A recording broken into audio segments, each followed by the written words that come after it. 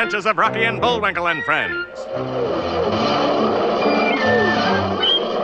Starring that jet-A Jerry O'Lace, Rocket J. Squirrel, and his pal, Bullwinkle the Moose.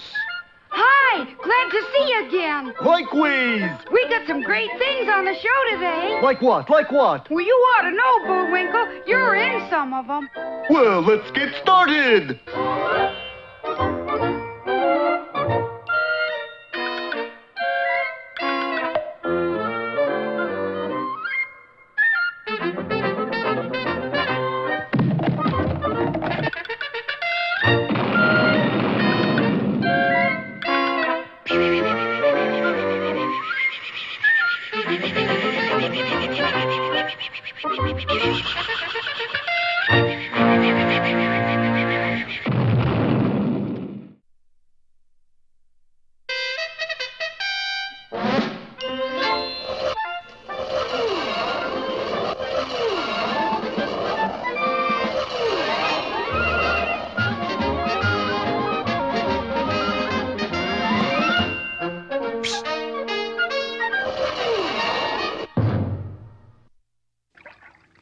Well, our boys finally made it to Peaceful Valley, Missouri, and found it to be a lovely town, particularly with a public square all decorated like this. There's just one thing that bothers me, Bullwinkle. You're lucky I got dozens. Where's all the people? Hey, that's right. Oh, if Bullwinkle had only known. What do you think, Caleb? Be they Floys or bean't they Floys? Well, my feuding guide don't list no Floys with antlers, but we better not take chances. You mean we plug 'em anyways? You bet. What if we're wrong? We can always apologize.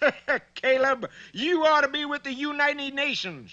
Who's feuding with them? Seems like darn near everybody. And meanwhile, on the other side of the square. Speak up, Ephraim. Be they hatfuls or bean't they hatfuls? Well, that there biggin looks like a hat rack. That's close enough. Ready, aim. Of course, our heroes were blissfully unaware of the danger that threatened them until the sharp-eyed squirrel suddenly remarked, Bullwinkle, these decorations aren't for the Bam-Bams at all. They're not. No, sir. They're commemorating the 150th anniversary of the feud. The feud? You know, it's like a war between families. In Minnesota, we call that in-law trouble. No, look here. In memory of 150 years of bloodshed. Happy anniversary. Who's feuding? Says here it's the Hatfuls against the Floys. Here's kind of a cute one, Rock. There's no feud like an old feud. but our friends wouldn't have been so carefree if they had known that Peaceful Valley was in reality a kind of no man's land in the most ferocious feud ever fought. Try fit. Yes, ever fit. While we're waiting, I'll take your picture, Bullwinkle. Okay, how's this pose? Great. Wait till I set the lens opening. Well, hurry up and shoot. I can't hold this all day. Let's see. F8 at 100th, or is it 150th? Come on, shoot. What? I said shoot, shoot. Now, that's what I call service. Bullwinkle, we're right in the middle of the feud. And what's more, What's more? I didn't get my picture took. We gotta get out of town, Bullwinkle. But we just got here. Yeah, but if we stay here much longer, we're gonna stay here punchful. I guess you're right. And our boys crawled under a hail of lead toward the outskirts of town. Ratting at it, Caleb, can't you hit 'em? Nope, them fellers must have charmed lives. You think they was TV heroes. But just then, a messenger ran in. Hey, Pa, Speak up, Clive. Don't mumble. the Floys is shooting at them fellers, too. Well, then they must be on our side. Hold your fire. And at the same time, on the other side of the square, Hey, Ephraim, the hatfuls are shooting at those fellers, too. Then they must be on our side. Stop shooting! and so a deathly hush suddenly fell over Peaceful Valley. Couldn't you make it some other kind of hush? Now's our chance, Bullwinkle. We gotta make a dash for safety. And there it is now, Rock, the city limit. Careful, Bullwinkle, it may be a trap. A trap? Somebody may be hiding behind that sign. Nonsense. Who could hide behind that itty-bitty sign? We could! It's the Hatfuls. Didn't I see you fellers stuffed in a telephone booth one time? They're not on our side, Pa. Look at it. They ain't got no beards. But I'm growing a beard. When did you start? Just a minute ago. How about you? I'm a little young. Too bad we're feuding with the youngs, too. Take 'em away, Caleb. Where to? Where else? Take 'em to Devil Dan Hatful himself. Oh, not Devil Dan. Couldn't we be easy on 'em and shoot 'em right here? Be with us next time when we'll see Devil Dan Thinks It Over or Feud for Thought. And if you happen to have a beard handy, send it in.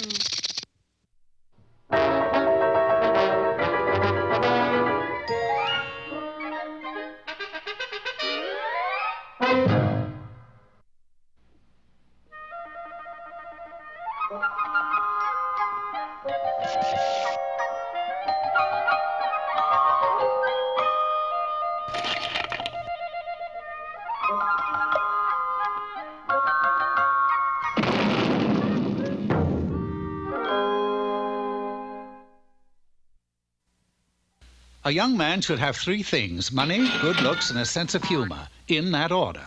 Alden Farquhar had the good looks and the sense of humor. Gosh, I'm handsome. You see what I mean? But when it came to money, he was woefully lacking. Gosh, I'm poor. But money isn't everything. Alden was constantly besieged by a bevy of beautiful maidens, and he laughed easily at anything and everything. Ouch! It was while he was strolling through the kingdom one day that his life took the wrong turn on the freeway. For up ahead, a dark figure was bent over pulling weeds, and pinned on the back of that dark figure was a sign that said, "Kick me and get a surprise." Alden couldn't resist. He booted. Ow! Mother of pearl, I kicked a witch. You know what I do to young men who boot me? I cast a spell on them. But my name is Alden Farquhar. From this day on, you'll be as ugly as all get out, and you will remain ugly until the day that a fair maiden kisses you. Well, you couldn't get much more ugly than what Alden became. He was beastly looking. Oh, boy. Now what am I going to do? I lost my looks, my sense of humor. But that third commodity, the one he had always lacked, suddenly came his way. Oh, don't eat me, Ogie. Please don't eat me. What are you talking about? I just had lunch. If you don't eat me, Ogie, I will remunerate you. What does that mean? I'll give you money. Oh. And the poor, frightened man showered golden coins at Alden's beastly feet. By sundown, 43 passers-by had passed by Alden and donated to the cause. I'm rich. Now I can live in the manner to which I'm unaccustomed. The first thing on his list was an abode to dwell in. Yes, that castle up on the hill, that's for sale. I'll tell you what, buddy. If you don't eat me, I'll let you have it for cheap. Well, like for how cheap? Well, how about for nothing? The price was right, so Alden moved in. Then he settled down to a life of luxury, and every hour, on the hour, he counted his money. 22 million? It was the same old story. Whenever he wanted to bolster or replenish his monetary supply, he simply walked through the streets of a nearby village shouting, Yoo-hoo! It's me, Alden! I've come to eat you! Inside of a year, Alden was a millionaire 10 times over. It was just about that time that the old witch whom Alden had kicked received a group of visitors. 10 beautiful maidens? What could you possibly want from me? Can you tell us what happened to Alden Farquhar? That name rang a bell. And sure enough, there on page 462 of her income tax report was the story of how she had changed Alden into a beast, which was deductible. Then the beast that lives in the castle is really our beloved Alden. Yes, and all you have to do is kiss him. That'll break the spell, and I'll no longer be able to claim him as a dependent. That evening, Alden sat before a fire pasting $1,000 bills in a scrapbook when suddenly... I have come to kiss you, Alden, and return you to your former handsome self. Then Alden realized that he would lose his livelihood if he were no longer a beast. Stop! Don't take another step. Let me take you away from all this. He made faces guaranteed to frighten anyone, but the damsel was dedicated. He sought refuge in the castle basement. Kiss me, my fool. Off he went, seeking someplace devoid of kissing females. But no matter in which room he ran, he always found a puckered damsel waiting. Finally, on the castle roof... They've got me outnumbered, but they'll never find me up here. Let's play post office, Alden. How about spin the bottle? Halt and desist. Pursue me one step more, and I shall fling myself over the parapet. But, Alden, there's no water in the moat. Who cares? I can't swim anyway. Well, we can't let you throw your life away. Then you'll leave me? We love you, Alden, but not enough to hurt you. Well, I'm glad you've come to your senses. Farewell. Farewell. Well, aren't you going to kiss us goodbye? Yes, I suppose it's the least I can do. The wiles of the female. What have I done? Or rather, what have you done? Thus Alden Farquhar once more became handsome. He also got back his sense of humor.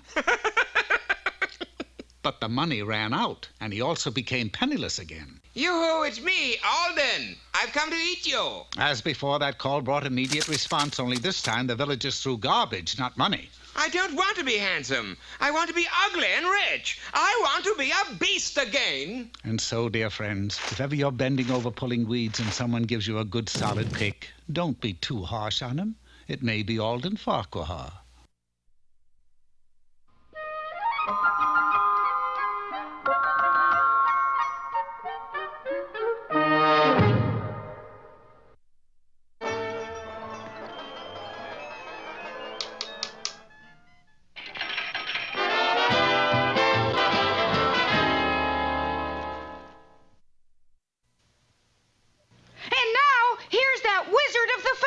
World with his 2 cents worth. Hello there. Today our subject is how to be a top-flight stock salesman. Well, I see here conditions look very favorable for a upturn for Amalgamated Railroad. Okay, I buy it. But before I can safely recommend it, I owe it to my clients to inspect the equipment. Never mind, I'll buy it. Sir, I never sell a stock unless I am absolutely certain the value of the company is there. Next, we have a stock I can stand behind 100%, Amalgamated Electronics. In fact, I can safely say this is the most attractive stock in electronics. What does it attract? Lightning. But wait kindly, sir. I can, in good faith, sell you Amalgamated Barrel Stave at 10 cents a share. I'll buy it. Oh, wonderful. It's already up to 50 cents. $1, $5, 30, 250. It's split. 4,000, 50,000, 200,000. I'm rich. Oops. Back to 5 cents. 4, 1. I'm sorry you're wiped out. You've lost everything you have. Well, only one thing to do. Oh, these Wall Street traditions. Gee, Mr. Know-It-All, if one of your clients just jumped out the window of a tall building like this, how come you look so happy? I just remembered. Last week I sold him Amalgamated Ambulance, and now it's sure to go up.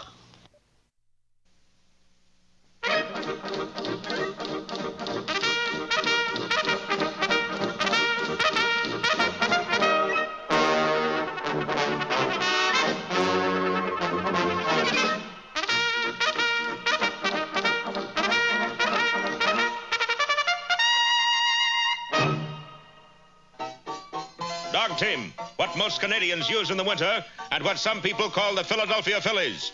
Here in the gold rush town of Skagway, dogs were used for other things beside teams.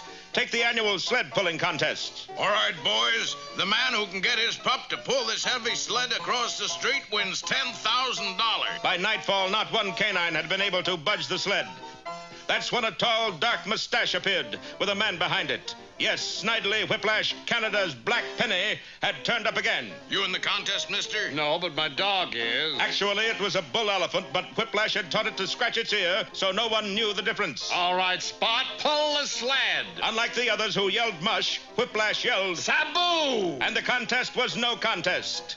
Snidely had the $10,000, and what's more, he and Spot returned to Skagway every year and continued their winning ways. Here's the $10,000, Mr. Whiplash. Hands up, the Spot hasn't pulled yet. Spot doesn't have to. No one's challenging. Of course, you can get away with something like that just so long, and then the mounted police are bound to hear about it. Did you hear about it, Do-Right? Yes, Inspector, I heard about it. That's as far as it got until the following year. Citizens of Skagway, your climate is superb, your hospitality boundless. But as far as this sled pulling contest is concerned, Spot and I are fed up. How can you say that, Mr. Whiplash? In 6 different languages, but it all means the same. We are bored. We need some competition. And that's why an appeal was made to the Mounties. Send Do-Right in here. Do-Right is confined to barracks, sir. By whose orders? Do-Right's.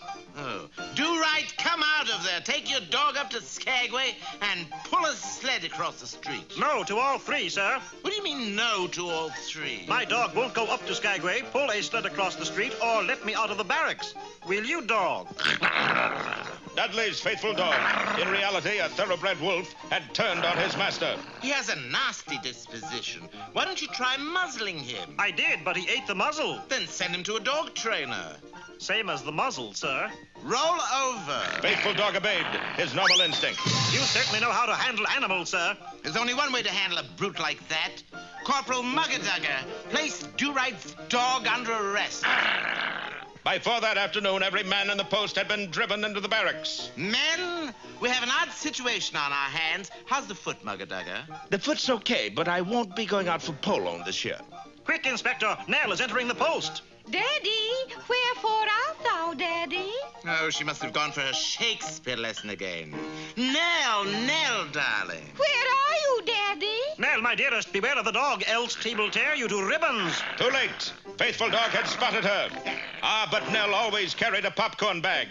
She had the wolf eating out of her hands in no time. Well, Inspector, I guess we can follow those orders now. What orders were those? Don't you remember? No, do you? No. Why not take a vacation? A keen idea, sir. Faithful Dog and I shall journey up to Skagway and enter the sled-pulling race. Skagway? Dudley and his loyal companion made it to the bustling little gold rush town on the final day of competition. Mr. Whiplash and his dog Rover. Spot, I'm sorry. Anyway, they are the only ones to get the sled across the street. Now, before I hand over the 10,000, is there anyone else who'll try? I, Constable Do-Right of the Mounties, will essay. Curses, that numbskull might luck out. As a precautionary measure, Whiplash drove stakes into the earth and then roped the sled firmly to them. I don't care how strong his dog is, he'll never be able to move that sled. What Whiplash didn't know was that this was the earthquake season. Sure enough, a tremor began in the glacier regions and manifested itself directly on the street of Skagway. The entire gathering was catapulted to the opposite side of the road. But Dudley, Faithful Dog, and the sled got there first. A new world's record. Here's the money, Constable.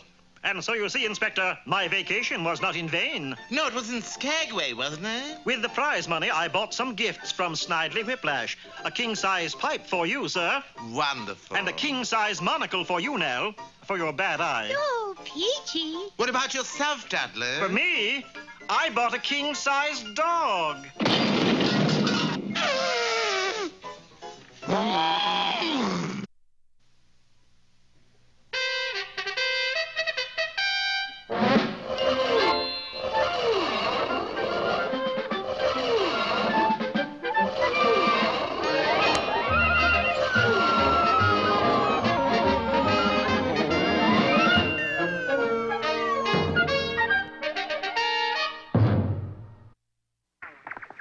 Last time, you remember, our heroes found themselves in the middle of an old Missouri feud between the Hatfuls and the Floyds.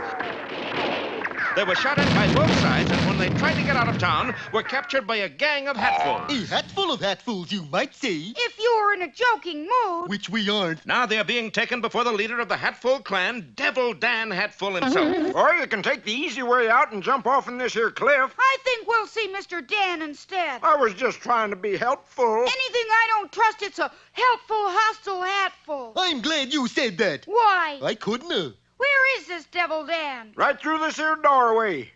Sure enough, on the other side of the door, Devil Dan Hatful was... Say, you're not Devil Dan, you're... Consign ye, you varmint. Don't be for sneaking up on me deady ways. But you're really... Really who, Flatlander? Really, Devil Dan! Devil Dan! You better believe it, boy. Who be that? It be Caleb, Devil Dan. I be bringing a couple of strangers. Who be ye, breeby, he... Oh, boy, this cotton-pond dialect is tough. Who be ye bringing? A moose and a squirrel. Moose and squirrel? Well, come in. And our heroes entered the shack to find themselves staring straight at the barrel of a long rifle. And what's worse, it's staring back. Are you Devil Dan? Couldn't you tell by the beard? Yeah, that's a real ugly mess of chin spinach, all right. Yeah, but that voice, I could swear. Better not, Rock. Well, it's been nice meeting you. Goodbye now. Goodbye? You mean you're going to stand us up against a wall outside and blast us? Of course not. No. I stand you against wall inside and blast you. Well, that's more like it. You're really going to do it? Of course. It's old mountain custom, you know. On top of old Smoky, all covered with curls, I'm shooting with rifles at mooses and squirrels, with a 1 and a 2 and a... Oh, piece page, the telephone machine. Devil Dan Hatful, the mountain troubadour. I want to speak to that nincompoop, Boris Badenoff. Nincompoop? Who is this? Fearless leader. Who's this? Nincompoop. Have you made contact with Moose and Squirrel yet? No, but I'm just about to. Remember, bad enough, they must be kept safe and sound until I arrive. Till you arrive? Jawohl. You didn't think I'd let you handle anything this big alone, did you? You mean I got to treat them, you'll pardon the expression, nice? Correct. And so when Boris turned to our heroes again... Okay, Mr. Hatful. We're ready. Never mind the blindfold. I'm nearsighted anyways. Todd and dink my naps. Couldn't you fellas take a little mountain-type joke? Joke? Sure. See, the gun isn't even loaded. Now. And while our heroes ponder the sudden change in Devil Dan Hatful, many thousands of miles away, a sinister black missile is being raised to its launching pad. Beginning countdown. 30 seconds. Are you sure you want to make this trip, fearless leader? Of course, Professor. We mustn't leave bad enough alone a minute longer than we have to. Very well, but I didn't think you... You aren't supposed to think, Professor. Just get this thing off the ground, or else. Yes, fearless leader. 4, 3, 2, 1... And with a roar, the sleek black missile zoomed upward. Its destination, a Rocky and Bullwinkle. Don't miss our next exciting episode, Calling Fearless Leader or Whistle for the Missile. Well,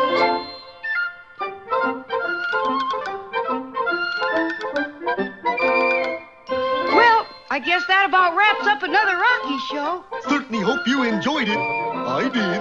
I always say. Bullwinkle, time for us to go. Already? Okay, but first, here are some of the people who made this show impossible.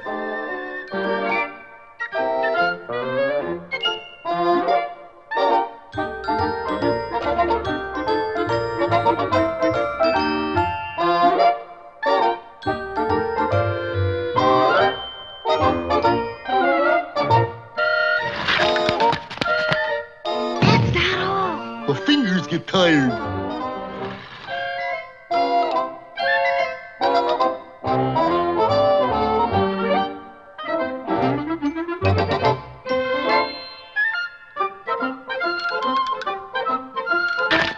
Oop! Got away from me again. Well, see you next time. Ready, Bullwinkle? Alley! Oop!